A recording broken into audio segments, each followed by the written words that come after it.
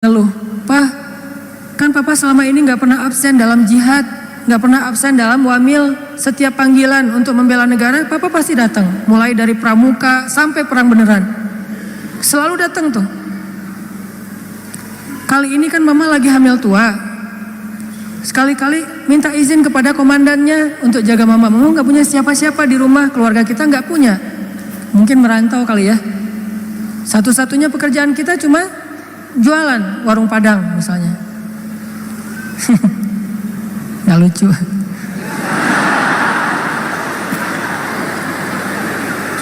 Akhirnya suaminya istikharah. Ternyata istikharah itu nggak bisa sekali teman-teman. Kalau pengen muncul sebuah kemantapan hati, istikharah itu harus berkali-kali. Istikharah pertama belum jelas. Duh, galau mau milih yang mana di antara dua calon. Istikharah pertama masih kabur nih, dua-duanya nggak ada mantap di hati. Istikharah kedua, ketiga terus aja nggak mantap. Kenapa ya? Oh ternyata dua-duanya udah nikah, jadi emang nggak mantap. Salah istikharahnya nih. Istikharah. Setelah istikharah sekian lama, akhirnya mantap. Dia harus berangkat meninggalkan istrinya. Dia bilang ke istrinya, "Mah, sepertinya Papa harus berangkat." Istrinya nangis-nangis. Sebelum berangkat, dia pegang perut istrinya. Dia berdoa, "Ya Allah, saya titipkan bayi saya di dalam kandungan istri saya ini kepada Engkau. Engkau sebaik-baik penjaga." Dengan mantap dia, di hatinya tuh yakin banget, "Ya Allah, saya titipkan bayi saya ini kepadamu, Engkau sebaik-baik penjaga." Mantap di hatinya, berangkat. Gak lama setelah dia berangkat, dia dengar kabar istrinya meninggal dunia. Sebelum sempat melahirkan, meninggal dunia, dikuburkan. Dia pun pulang, minta izin dari komandannya pulang dan mencari kuburan istrinya. Ketika dia datang ke kuburan istrinya, dia ngelihat kuburan istrinya itu ngeluarin asap. Ini cerita dalam kisah-kisah tentang Umar bin Khattab. Banyak banget cerita tentang Umar. Kuburan istrinya itu ngeluarin asap, kayak orang lagi di azab kubur gitu. Akhirnya dia nanya kepada tetangga, "Apakah istri saya berzina ketika saya tinggalkan?" Kata orang-orang, "Tidak, kami tahu istrimu itu perempuan yang sangat menjaga kehormatan." "Oh alhamdulillah." "Atau apakah istri saya berhutang dan belum membayar hutang secara zalim?" Kata tetangga, "Tidak, kalaupun ada sudah kami ikhlaskan." "Oh alhamdulillah." "Apakah istri saya pernah syirik ketika saya tinggalkan?" Kata tetangga, "Tidak, dia perempuan yang sangat solehah, perempuan yang sangat menjaga hubungannya dengan Allah. Nggak mungkin dia melakukan kemusyrikan." Akhirnya suaminya penasaran, kalau dia tidak punya dosa-dosa besar, terus kenapa kuburannya keluar asap? Seolah-olah dia lagi disiksa di dalam kubur. Karena penasaran, kepo, akhirnya kuburnya di stalking. Digali maksudnya, kuburannya digali, pengen tahu apa yang terjadi di dalam. Ternyata setelah digali, dia menemukan istrinya di dalam kubur itu sedang duduk sambil memangku bayinya. Istrinya dalam keadaan meninggal dan bayinya dalam keadaan menangis. Itu terjadi di zaman Umar. Ustadz dapat dari mana sih? Banyak, tapi bukunya berbahasa Arab. Makanya tadi ada Ustadz menyampaikan pentingnya bahasa Arab. Karena kalau kita baca buku bahasa Arab, dengar ceramah Ustadz ulama-ulama di Timur Tengah itu luar biasa. Banyak sekali yang tidak kita pernah baca dalam literatur terjemahan bahasa Indonesia. Tentang Rasul, tentang sahabat. Istrinya duduk gitu mangkuin anaknya nangis, istrinya meninggal. Diambillah anak itu, kemudian istrinya dikuburkan kembali. Suaminya minta ampun kepada Allah, "Ya Allah, ampunkan saya, maafkan saya sudah zalim kepadamu," kata suaminya. Orang-orang nanya, "Ya rajul, wahai laki-laki, gimana kamu mengatakan zalim kepada Allah? Apa yang kamu lakukan sehingga kamu menganggap sudah zalim kepada Allah?" Kata dia, "Ya, ketika saya pergi meninggalkan rumah, saya mengusap perut istri saya katakan, 'Ya Allah, saya titipkan bayi saya kepadamu, Engkau sebaik-baik penjaga.'" Saya nggak katakan bayi dan ibunya, tapi saya katakan bayinya saja. Secara spontan waktu itu dalam hati saya berpikir, dah kalau ibunya bisa jaga diri. Orang sudah dewasa, Jadi tidak terlalu mengkhawatirkan, ditinggalkan juga masih bisa cari makan sendiri. Sedangkan bayi ini masih lemah, sehingga secara tidak sengaja saya berpikir bayi saya itu harus dititipkan, sedangkan ibunya jangan, dia bisa jaga sendiri. Ternyata saya tidak sempurna berbaik sangka kepada Allah, sehingga Allah menyelamatkan yang dititipkan dan membiarkan yang tidak dititipkan kepada Allah. Aku tergantung prasangka hambaku kepadaku. Makanya kalau mau tawakal sama Allah itu yang utuh, jangan tanggung. Kalau mau menyerahkan satu urusan kepada Allah itu yang utuh, jangan tanggung. Apa utuhnya? Yakinnya yang utuh. Jangan, bisa nggak ya? Udah deh, doa aja dulu. Bisa nggak bisanya kita lihat aja nanti. Jangan muji Allah. Jangankan Allah, hamba aja, ulama aja kita nggak boleh muji. Salah satu adab dalam mencari ilmu itu apa teman-teman? Tidak boleh bertanya kepada ulama, kepada guru, pertanyaan yang tujuannya hanya untuk menguji keilmuan guru. Itu adab mencari ilmu, nggak boleh. Sengaja nanya, Ustaz saya mau nanya, coba sebutkan ayat ini, jadi kayak ujian ya. Itu tidak boleh dalam adab mencari ilmu. Karena yang boleh bertanya hal yang kayak gini, ngetes guru hanyalah gurunya. Sedangkan kita mendengar, kemudian berusaha untuk mengamalkan. Makhluk aja nggak boleh diuji, apalagi Allah Subhanahu wa taala. Kalau kita mau berprasangka baik, prasangka baik yang utuh. Ya Allah, inna sholati wa nusuki wa mahyaya wa mamati. Itulah makna dari husnuzon yang utuh kepada Allah Subhanahu wa taala. Aku tergantung prasangka hambaku kepadaku. Sehingga kalau kita yakin sama Allah, sebesar apa keyakinan kita, sebesar itu juga pertolongan Allah dalam hidup kita. Kalau kita pengen ngelihat keajaiban dalam hidup kita, berarti keyakinan kita kepada Allah harus ajaib. Kok kamu tenang-tenang aja sih? Kan ada Allah. Iya sih ada Allah, tapi kan, nah yang bilang tapi, maka tidak akan pernah melihat keajaiban dalam hidupnya. Yang bilang cuman, yang bilang alasan-alasan yang banyak, berarti dia nggak bakalan pernah ngelihat hal-hal yang ajaib terjadi dalam kehidupannya. Kalau dia pengen ngelihat hal yang ajaib, dia nggak boleh bilang tapi, dia cukup bilang hasbiyallah. Cukup buat saya Allah. Maka terjadilah keajaiban dalam hidupnya. Kok nggak ada kejadian keajaiban dalam hidup dia? Padahal dia udah sering bilang hasbiyallah. Kita nggak tahu, dia tahu. Kita nggak ngerasa, dia yang ngerasa. Ada teman kita nih lagi diuji dengan ujian yang sangat berat, sakitnya parah, tapi lisannya selalu berzikir hasbiyallah, hasbiyallah, Allah syafi, wa idza maridtu fahuwa yashfin. Dia terus memuji Allah. Kita yang ngedengar bertanya, dia tuh udah sering berzikir loh, kok sakitnya belum sembuh-sembuh juga? Suka gitu kan? Dia itu udah sering berzikir loh, kok hutangnya belum lunas-lunas juga? Dia itu udah sering berzikir loh, kok masih jomblo juga? Ada yang ngerasa kayak gitu? Karena kita nggak ngerasa apa yang dia rasa setelah berzikir. Ternyata kadang Allah menolong seseorang itu bukan dengan mencabut masalahnya. Yang lebih hebat lagi, Allah menolong seseorang dalam masalah dengan cara menguatkan hatinya dalam menghadapi masalah. Masalahnya nggak diangkat sama Allah, tapi hatinya dikuatkan. Sehingga dia tidak pernah mengeluh, nggak pernah berputus asa, nggak pernah menjadi orang yang lemah, kemudian pundung kepada Allah, enggak. Berarti Allah sudah menolong hatinya, dan buat dia itu kadang lebih baik daripada kita yang hanya menonton dari luar. Kenapa dia masih bertahan? Kenapa dia masih kayak wajahnya kayak enggak kesakitan? Kenapa dia kayak enggak pernah ngeluh? Kalau kita jenguk dia ke rumah, dia enggak pernah ngeluh. Justru kita yang ngeluh.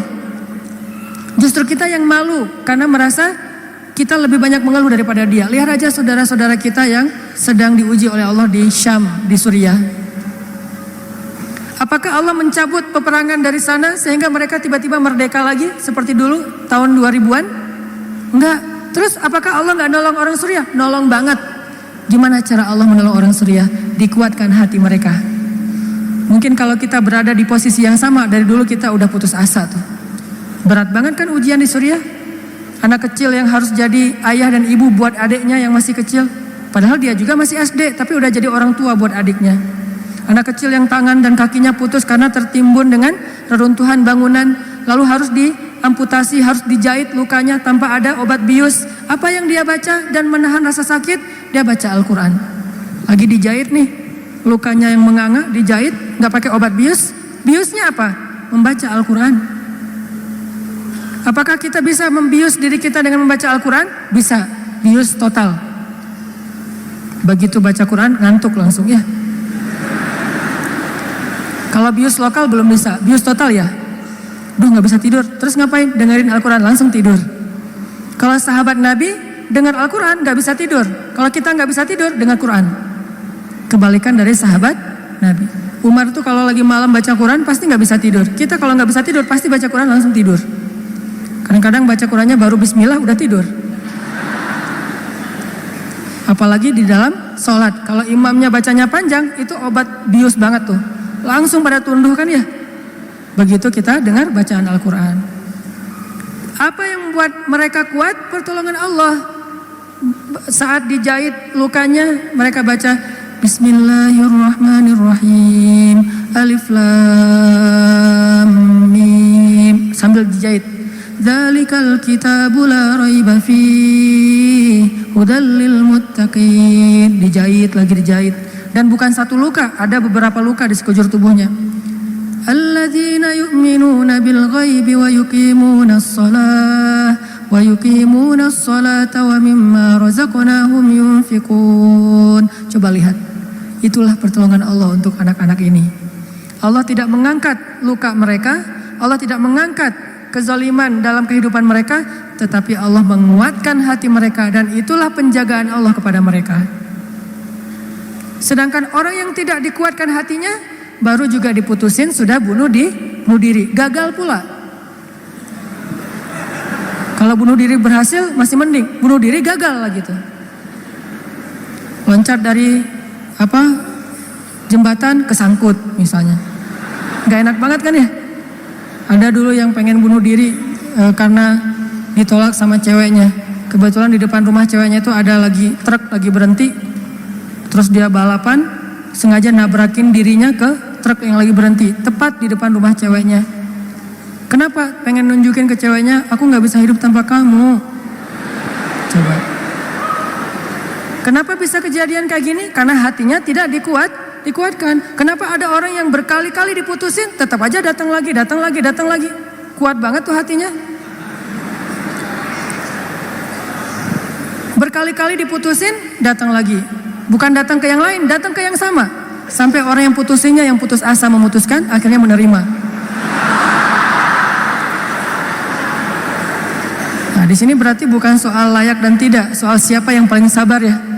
Kan kata Umar bin Khattab, rahasia kemenangan dalam satu pertarungan, ini yang ngomong jawaranya ya, Umar bukan saya.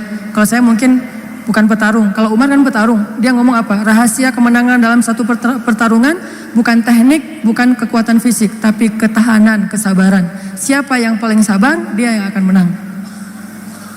Siapa yang paling sabar sampai ronde 10, maka dialah yang menang. Begitu juga dalam kehidupan, siapa yang paling kuat, dialah yang akan sukses, yang paling sabar.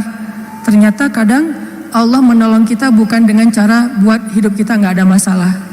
Justru kadang masalah itu kuliah buat kita. Masalah itu nyantri buat kita. Masalah itu kursus buat kita, biar kita mengerti kebaikan. Mengerti artinya menjadi orang yang tangguh. Tapi Allah kuatkan hati kita.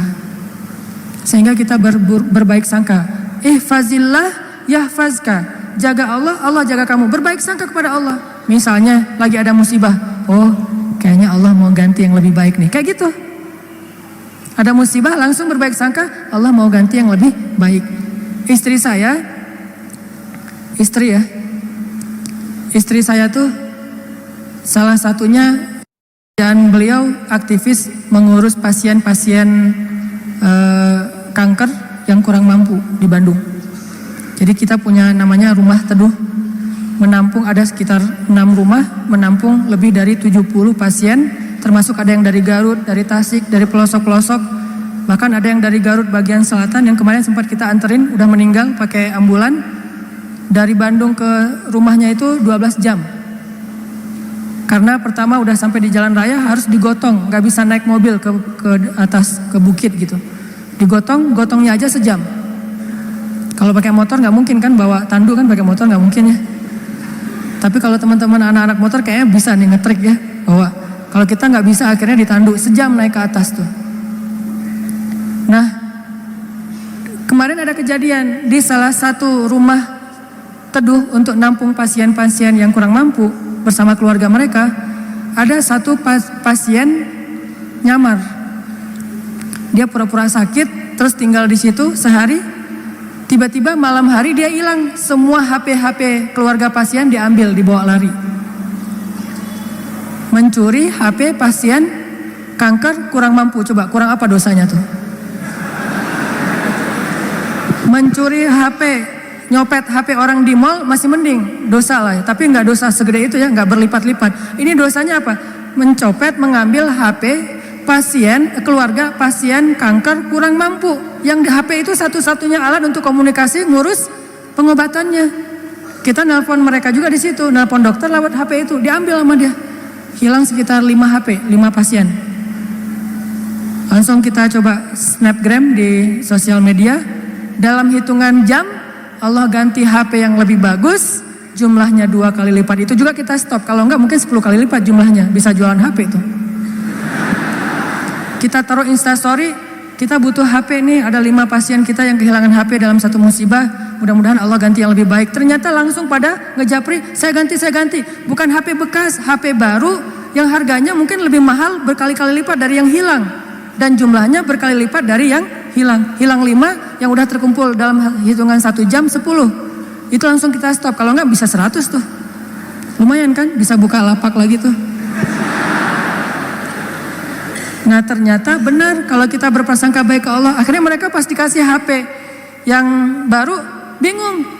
Pak ini gimana cara memakainya nih? Karena HP yang mereka selama ini kan yang HP hitam putih yang agak gede yang bisa ngelemparin maling ya. Sekarang HP-nya slim, warna, bisa selfie. Mudah-mudahan sih nggak sibuk selfie ya. Nah alhamdulillah dikasih yang lebih baik. Coba berprasangka aja sama Allah. Dan itu mudah banget bagi Allah. Saya juga pernah hilang HP. Malam-malam mau ada acara tahajud bareng. Bangun tidur karena udah telat bangunnya. Acara tahajud jam 2, saya bangun di rumah jam 2. Kan telat banget tuh, berangkat ke tempat masjidnya setengah jam paling cepat. Akhirnya karena panik, saya ambil HP, jatuh. Pas jatuhnya itu bagian layarnya langsung pecah, gak bisa lagi dipakai digit. Wah HP saya hilang, langsung doa, Allahumma ajurni fi musibati wa akhluf li khairam minha. Ya Allah, beri saya pahala dalam musibah saya, beri saya ganti yang lebih baik darinya. Waktu itu HP saya HP harga 2 juta. Paginya jam 10 pagi Allah ganti dengan Samsung Note 5 yang waktu itu harganya masih 10 juta. Coba langsung cash langsung dikasih sama Allah. Gimana caranya? Allah yang punya cara. Dan kita nggak harus tahu caranya karena ayatnya juga wa yarzuqhu min haitsu la yahtasib. Dari jalan yang Allah yang kalian tuh nggak pernah duga. Prasangka baik sama Allah. Ditolak, oh berarti akan diberikan yang lebih baik dari ini. Ditolak lagi, oh berarti lebih baik lagi. Cari lagi yang lebih baik, ditolak lagi. Makanya nyarinya yang terbaik. Begitu ditolak, Allah berarti akan menggantikan yang lebih baik dari dia. Itu ada cewek, Masya Allah, berhijab, hafal Al-Quran, juz 30. Lancar. Ini kayaknya tipe saya banget nih. Jadi saya gak perlu repot-repot ngajarin Al-Quran ke anak saya. Udah ada mamanya. Ini kayaknya cewek yang setia, keibuan.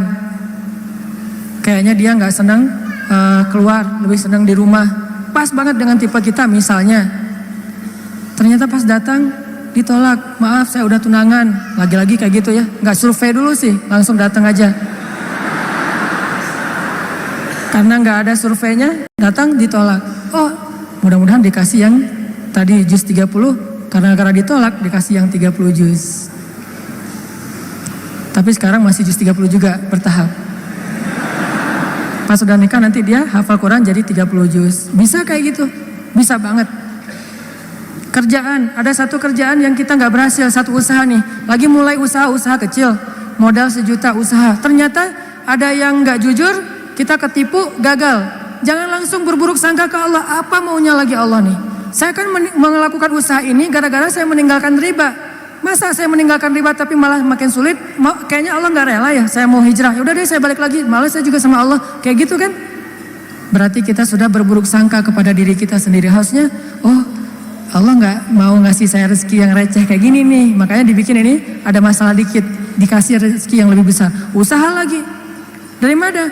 Kan udah habis modalnya. Bukankah Allah Maha Kaya? Bukankah Allah alam yajidka yatiman fa'awa wa wajadaka dhallan fahada wa wajadaka ailan fa'aghna. Tinggal kita yakin aja dan berbaik sangka kepada Allah. Makin yakin dan makin berbaik sangka, makin Allah nunjukin hal-hal yang ajaib dalam hidup kita.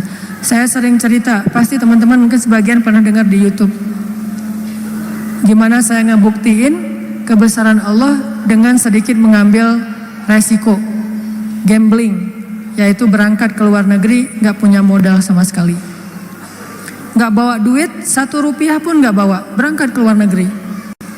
Terus apa keyakinan saya? Baik sangka kepada Allahnya. Saya cuma berbaik sangka waktu itu Allah di Indonesia sama Allah di Mesir itu sama. Beda nggak Allah di Indonesia dengan di Mesir? Sama kan ya? Terus yang ngasih makan kita di Indonesia Allah, berarti yang ngasih makan kita di Mesir Allah juga. Ya udah, berarti nggak ada masalah. Orang yang ngasih makannya sama, kecuali yang ngasih makannya beda. Di Indonesia yang ngasih makan ayah, berarti di Mesir harus cari ayah mertua. Ayah bukan pemberi makan, tetapi ayah yang dengan lewat dialah Allah memberi kita makan. Tapi punya cara yang lain, Allah lah pemberi makan. Akhirnya saya berangkat. Allah di Indonesia dengan Allah di Mesir sama. Apakah Allah akan mengecewakan hambanya yang berbaik sangka? Enggak. Ternyata terbukti banget teman-teman. Saya malah merasa sangat diperlakukan dengan istimewa oleh Allah sepanjang perjalanan sampai pulang lagi ke Indonesia. Gak kelaparan sama sekali. Ikhtiar. Cuman kadang kita ikhtiar habis-habisan. Kalau Allah mengatakan tidak, ya tetap aja gak bisa. Ada juga orang yang ikhtiarnya biasa-biasa aja, Allah bilang ya, dapatnya lebih dari apa yang dia ikhtiarkan. Saya jual bakso, jual doang, yang masak teman, karena saya gak bisa masak. Saya bilang ke teman, lo masakin bakso, nanti biar gue yang jual. Nanti bagi 2, lo 30%, saya 70%. Oh ya boleh, dia masak, terus saya jualan bakso ke warga Indonesia yang ada di Mesir. Plus warga Malaysia, karena Malaysia lebih banyak daripada Indonesia. Indonesia sekitar 3.000, Malaysia sekitar Indonesia sekitar 6.000, Malaysia sekitar 12.000. 2 kali lipat jumlah mahasiswa Malaysia jualan. Lagian kalau orang Malaysia mungkin karena nggak terbiasa makan bakso, nggak bisa ngebedain bakso enak dan nggak enak ya. Jadi lebih aman nih. Jangan jual bakso ke orang Bandung, ketahuan banget nggak enaknya. Karena orang Jawa Barat kan banyak jual bakso tuh. Ini nggak kayak bakso di tempat saya, jual bakso ke mereka. Dan saya ngasih jumlah pentol baksonya tergantung mood. Kalau orangnya kayaknya nyaman nih, enakan nih, kasih banyak. Kalau orangnya nyebelin, kasih aja 2, cukup lah. Datang wajahnya cemberut gitu, mau apa? Beli bakso. Oh ya, 2 kasih aja. Terus temennya, Mas, iya, mau apa? Beli bakso? Boleh? Oh boleh. Oh, kasih 10. Akhirnya pas makan berdua, ngeliat sebelah, kok beda? Beda amalan. Rugi kah? Nggak rugi, untung juga gede. Bakso, catering, jual dolar keliling.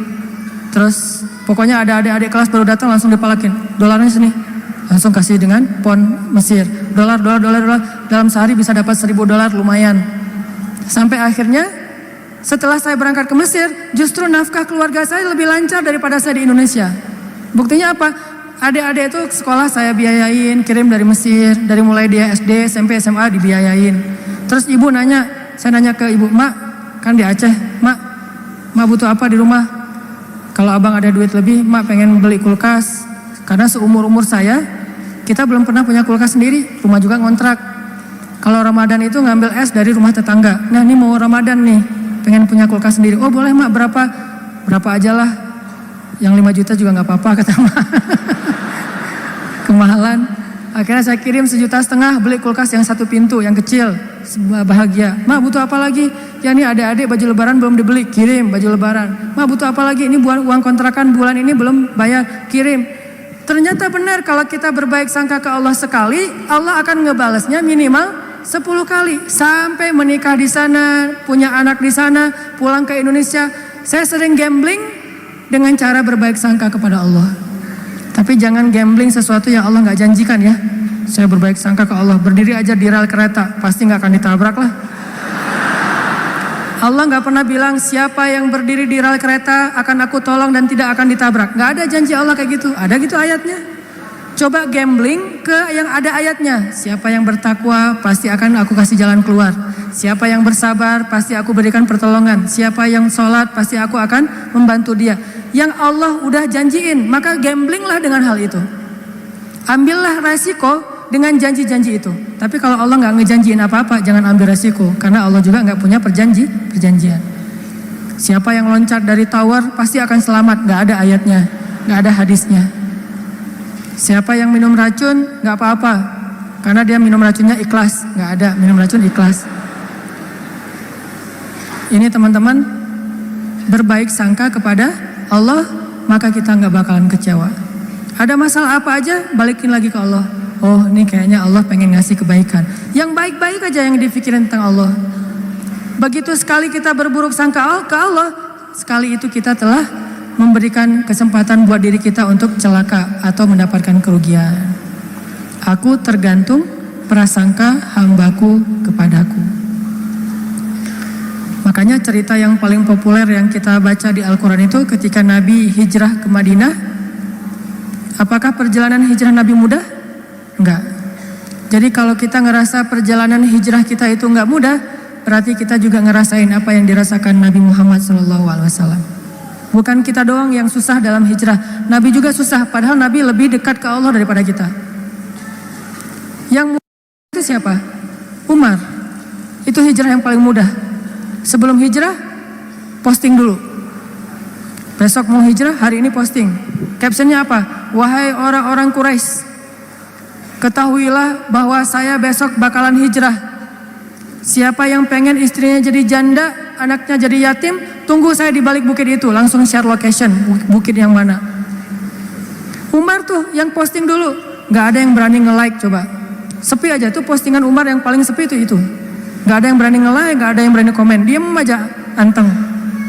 Besoknya Umar hijrah. Ada gak yang berani nungguin Umar di luar kota? Gak ada. Yang berani mencegat Umar? Gak ada. Karena mencegat Umar sama aja dengan bunuh diri. Ada dua orang yang gak berani dicegat di Quraisy tuh, Umar sama Hamzah.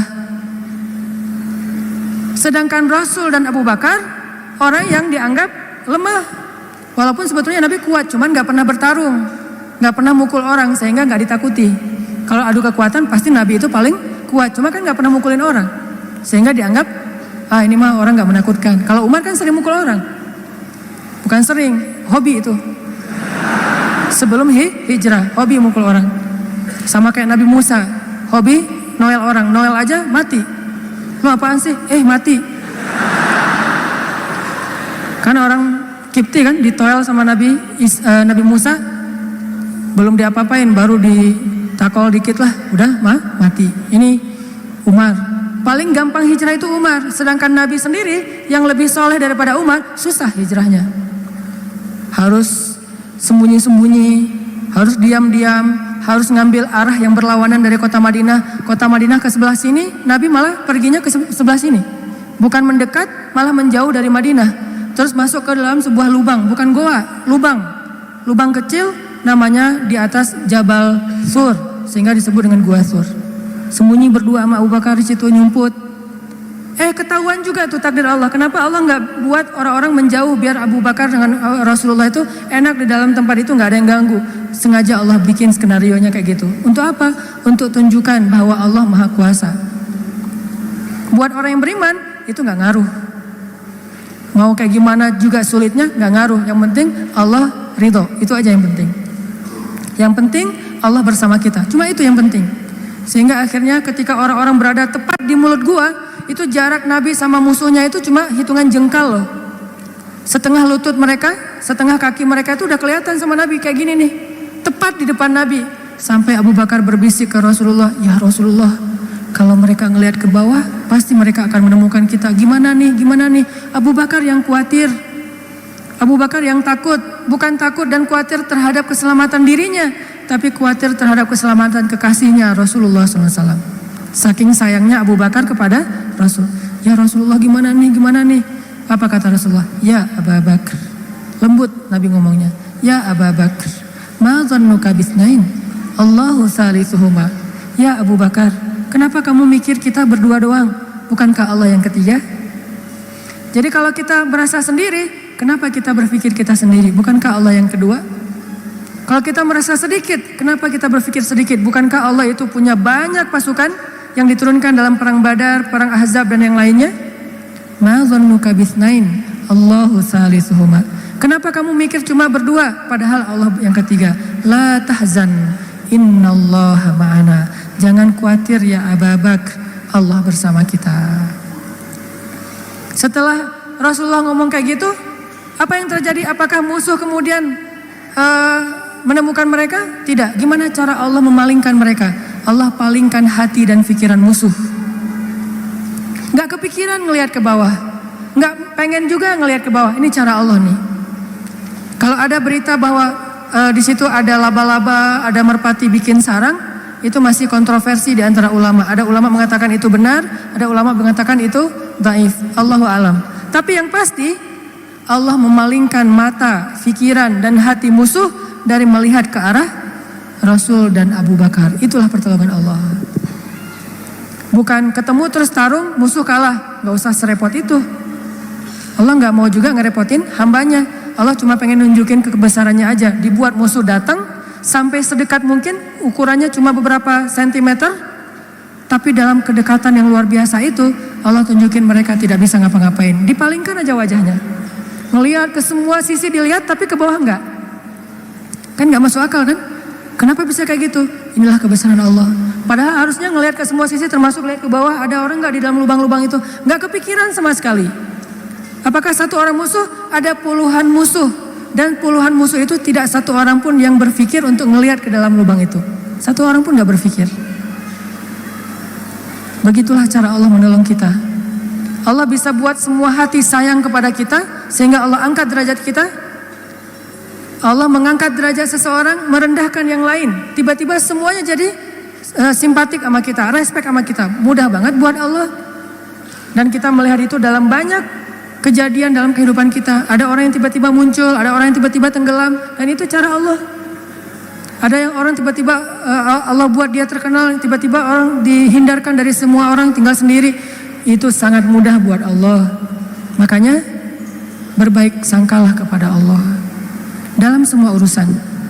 Sehingga ketika kita berbaik sangka kepada Allah, Allah akan memperlakukan kita seperti apa yang kita persangkakan. Jaga Allah, Allah jaga kita. Itu satu. Hari ini dua aja nih. Gimana maksud jaga Allah sehingga Allah jaga kita? Satu, berbaik sangka. Kedua, arti jaga Allah, Allah jaga kita ada di Al-Baqarah. Fadhkuruni azkurukum. Ingatlah Allah ketika kita senang, nanti Allah ingat kita ketika kita susah. Itu ayatnya. Walaupun terjemahannya nggak sejelas itu. Terjemahannya ingat aku ingat kamu. Tapi tafsirnya maksudnya ingat aku ketika kamu lagi senang, ketika kamu lagi lapang, ketika kamu merasa gak butuh, nanti aku akan ingat kamu ketika kamu lagi susah, lagi sempit, lagi butuh. Fadhkuruni adzkurkum. Jangan cuma ingat Allah pas kita butuh, sehingga nanti Allah baru akan ingat kita di kebutuhan berikutnya.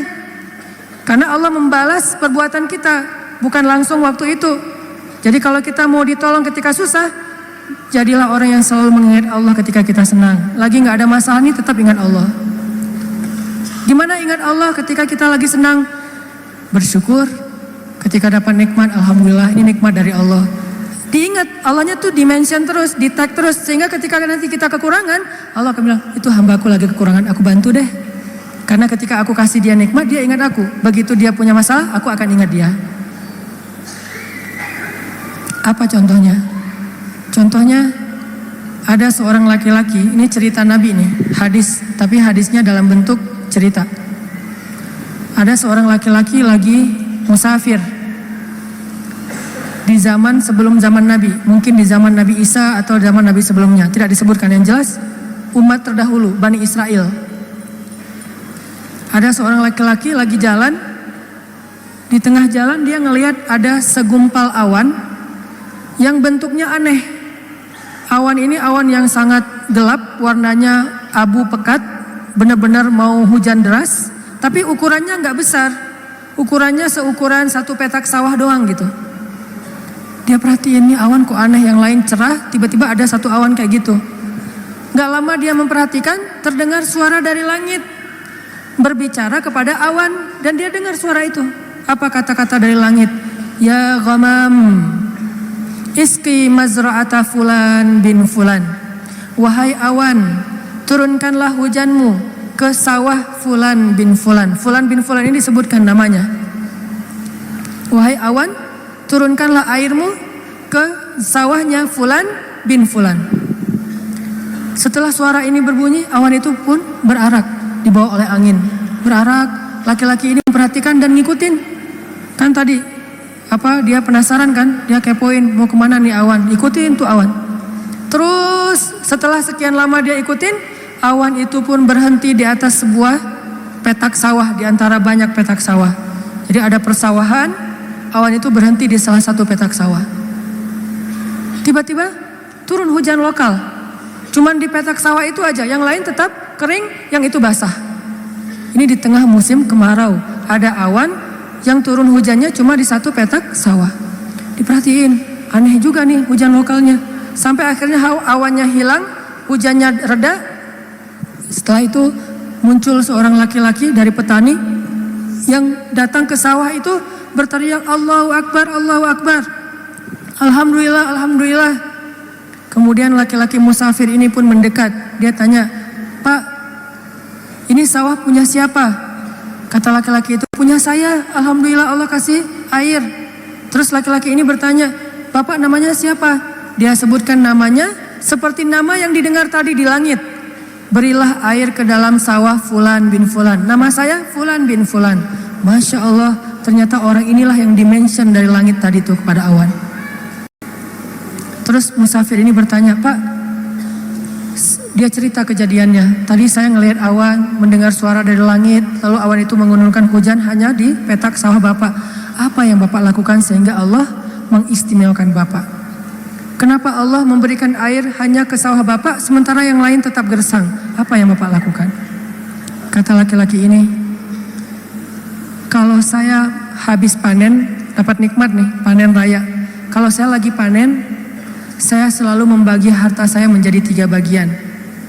1 bagian saya berikan kepada fakir miskin sebagai bentuk syukur, ingat Allah berarti. 1 bagian lagi saya berikan kepada keluarga saya sebagai kewajiban, nafkah.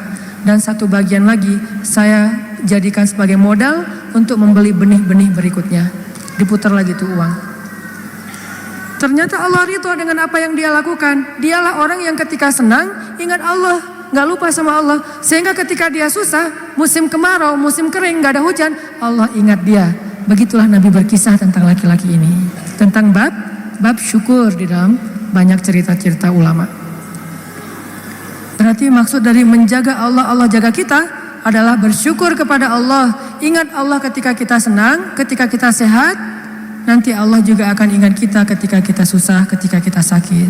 Minimal ingatnya dalam bentuk Alhamdulillah, ini anugerah dari Allah. Alhamdulillah, ini karunia dari Allah. Jangan lupa.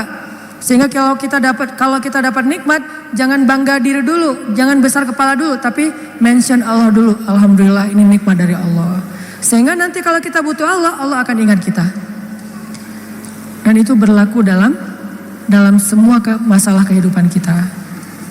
Satu cerita lagi, gimana Allah ingat hambanya yang ketika normal ingat Allah.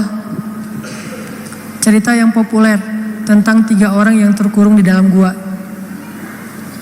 Gimana mereka bisa selamat?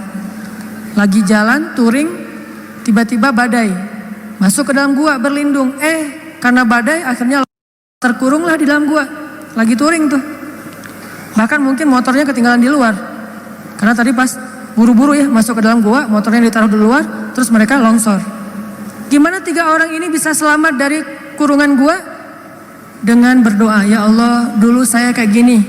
1, berbakti kepada ibu. 2, tidak menzalimi pekerja. Yang 3, meninggalkan zina gara-gara takut kepada Allah. Artinya dulu pernah berbuat baik ketika dalam keadaan normal, beramal solih. Nanti ketika mereka susah, amal soleh mereka dulu itulah yang akan menjadi wasilah Allah menolong mereka. Jadi jangan beramal soleh, rajin sholat, rajin ke masjid, rajin tilawah pas lagi ada masalah doang. Justru pas lagi normal kayak gini nih, kelihatan ikhlasnya. Kalau lagi ada masalah kan ada maunya tuh, bukan ikhlas ya. Walaupun Allah menghargai, tetap itu kebaikan, gak akan disia-siakan. Cuman mau lebih keren, jangan pas lagi ada masalah doang. Pas lagi normal, kayak lagi gak merasa butuh sama Allah, tetap rajin ke masjid, tetap sholat tepat waktu, tetap mengingat Allah, tetap membaca Al-Quran, tetap membantu orang lain, tetap berbakti kepada orang tua. Sehingga kalau kita ingat Allah ketika kita lagi normal, lagi susah, lagi suka, lagi lapang, nanti Allah Subhanahu wa Ta'ala akan mengingat kita ketika kita lagi susah dan lagi sempit. Itulah yang terjadi dalam banyak kisah-kisah yang diceritakan oleh Nabi. Mudah-mudahan ini bisa jadi booster buat kita teman-teman. Kesimpulannya satu-satunya berbuat baik atau habis-habisan yang gak bakalan dikecewain itu adalah habis-habisan kepada Allah. PDKT yang gak bakalan kecewa itu PDKT-nya kepada Allah. Telepon yang gak bakalan di-reject itu telepon Allah. Japri yang gak bakalan diantepin, japri ke Allah.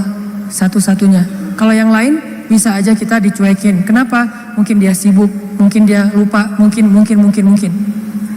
Tapi kalau Allah enggak. Kedua, maka dari itu coba kita jaga hubungan kita dengan Allah. Siapa yang menjaga Allah, Allah jaga dia. Satu, arti menjaga Allah adalah berbaik sangka kepada Allah. Allah juga akan berbaik sangka kepada dia. Dua, ingat Allah ketika kita senang, nanti Allah akan ingat kita ketika kita susah. Ketiga, sebagai penutup, arti berbaik sangka kepada Allah. Allah berbaik sangka kepada jaga Allah, Allah jaga kita. Sedikit lagi ini penting.